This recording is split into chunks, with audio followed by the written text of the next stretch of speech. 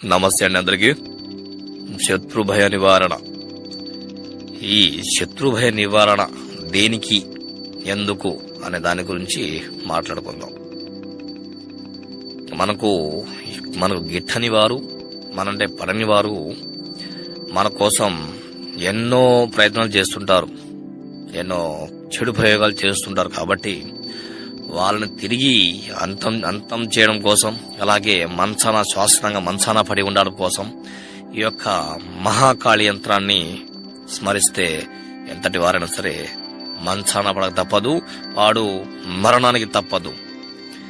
ఈ యొక్క మంత్రం ఓం గ్రీం గ్రాం శత్రు నాశినే నాశినే స్వాహ, ఓం గ్రాం గ్రీం సర్వనాశినే నాశినే స్వాహ, ఓం ఉదాహం కం అమావాస్యం కురు కురు స్వాహ, ఓం హ్రీం బ్రాం బృహస్పతియే నమః, ఓం శత్రు మారయ మారయ హుంఫట్ స్వాహ, వషట్ వషట్ శీఘ్రం హుంఫట్ స్వాహ అనేటువంటి మంత్రాన్ని మీరు కేవలం